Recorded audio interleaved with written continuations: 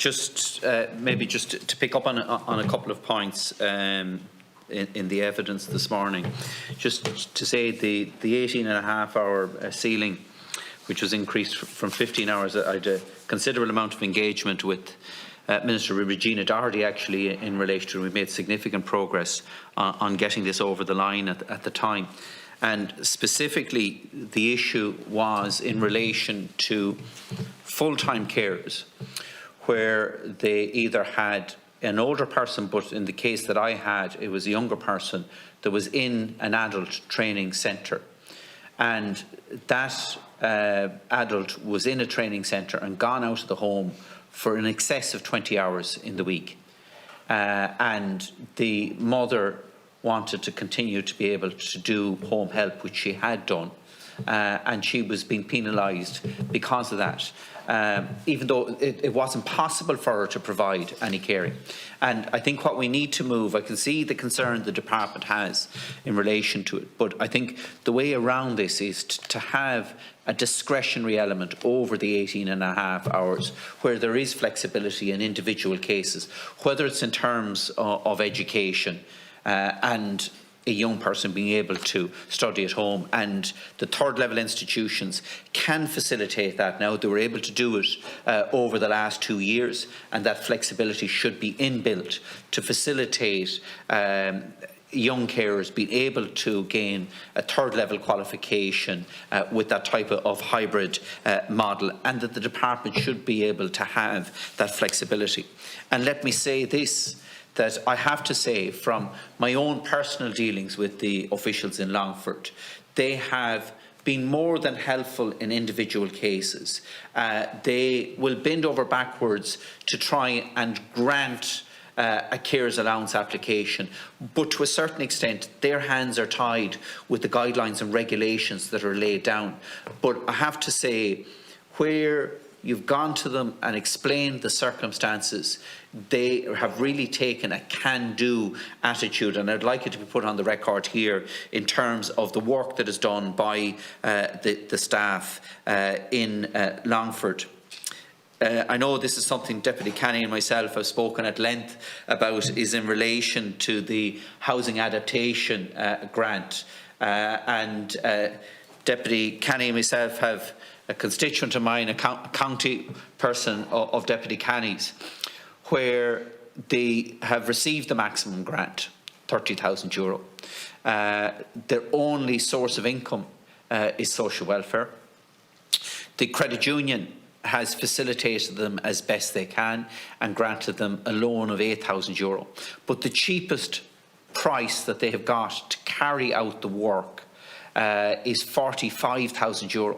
That leaves them €7,000 short.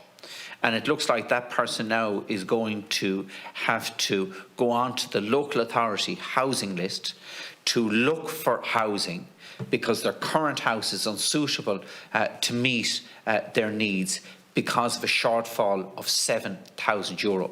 The other alternative is the person, even though they're under the age of 66, will go into long-term nursing home care.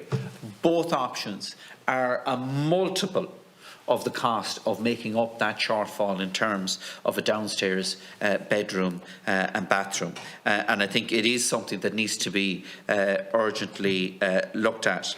I think clearly the call from today's meeting is that we need to have a radical change in terms of the carers' financial supports that are in place, that we need to take it from a very different base and a very different criteria that shouldn't be based on the means that's coming into the household, that it should be based on the care that is being provided. And I think that is something that the committee will reflect on, and I have absolutely no doubt about it, will incorporate into its recommendations. But let me say this, and this was the firm view of every single member of this committee. We were extremely anxious today that we would hear directly from carers, that their story would be put on the public record, and that we could hear firsthand from them. And today's meeting was very much about giving voice to those issues.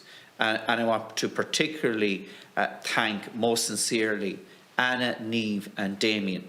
And I'm going to leave the last word of today's meeting with any of them if they want to come back and make a final comment. And maybe Mr. Douglas, we'll start with you. Thank you, Carla. We each gave our story today. We each opened our hearts to the committee and whoever else sees this. We were constrained by the time that we had to actually make our presentation.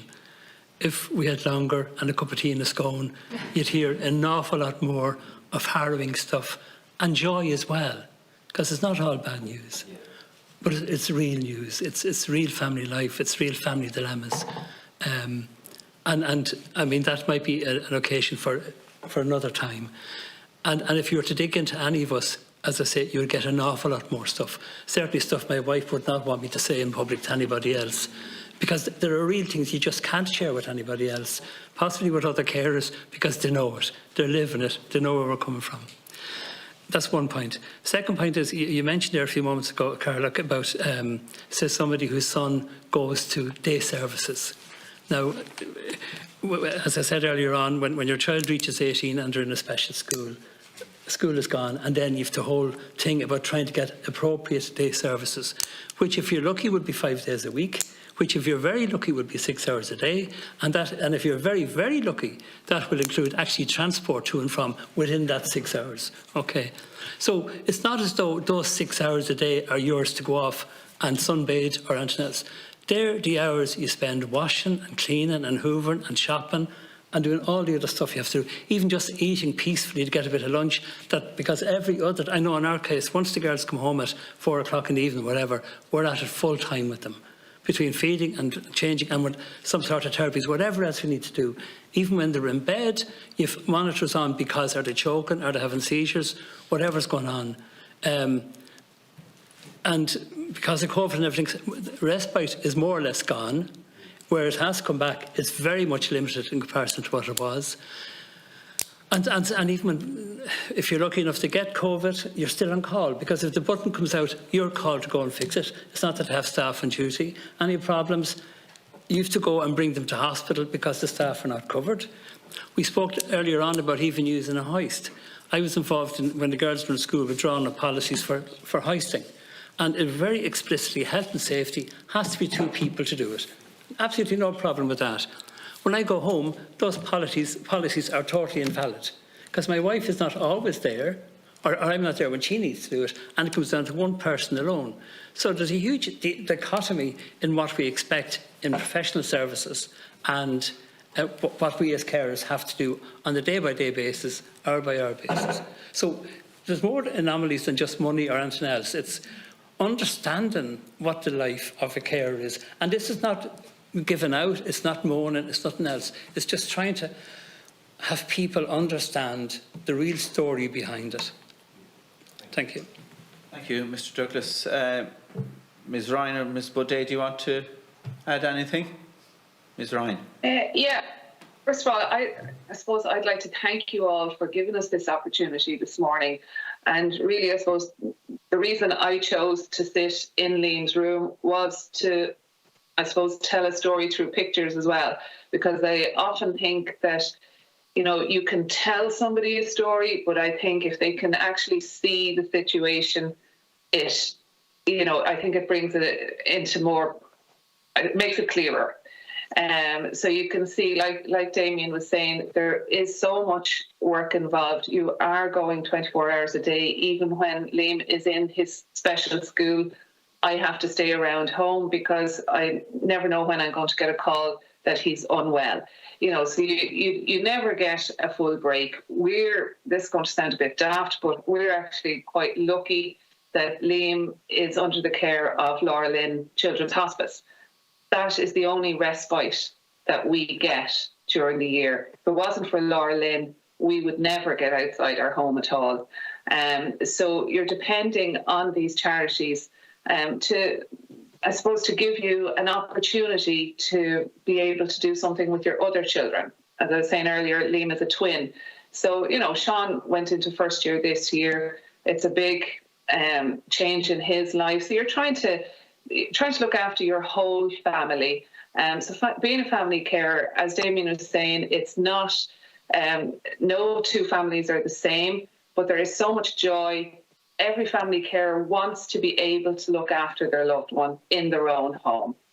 You know, and all we're asking is for a little bit of support, financially, but also with services, and that the whole, I suppose, the whole dynamic of caring for somebody with special needs or with an illness, that the whole package is looked at.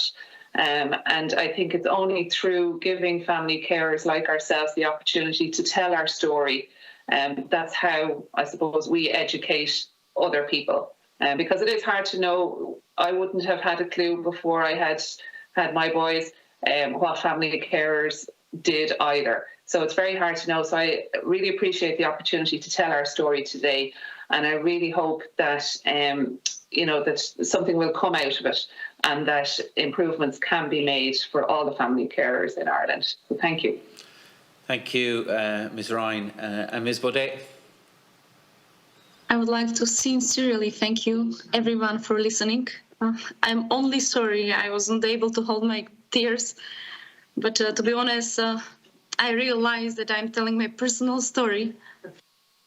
And that was hard to control that. I'm sorry for this.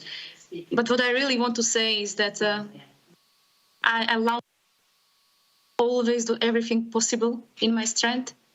But I'm so happy I had this opportunity to tell out loud that she matters. And it is very important to say out loud that we matters as a parents and as a carers, because no one sees behind the closed door what we are doing. But you were listening today, and I truly appreciate every single one of you who were our support. I know you are limited in the helping us at the moment, but you are for us, and that I think that's the message for every single parent in Ireland, because anybody could be in my shoes anytime. Thank you very much. Thank you, and can again thank each of the witnesses. I think, you know, you have given us a side of real family life, of real family dilemmas, but I think it's also important, you know, there is real joy there as well in each and every one of your families. And I want to really thank the witnesses for attending here today and for your constructive and positive engagement with the committee. We will, as a committee, shortly in private session discuss our next considerations of this matter. It's our intention to present a report on our deliberations to Minister Humphreys and to Dáil Éireann shortly thereafter. And we hope that the committee's deliberations and recommendations are very much taken on board by the department and considered by the Minister. The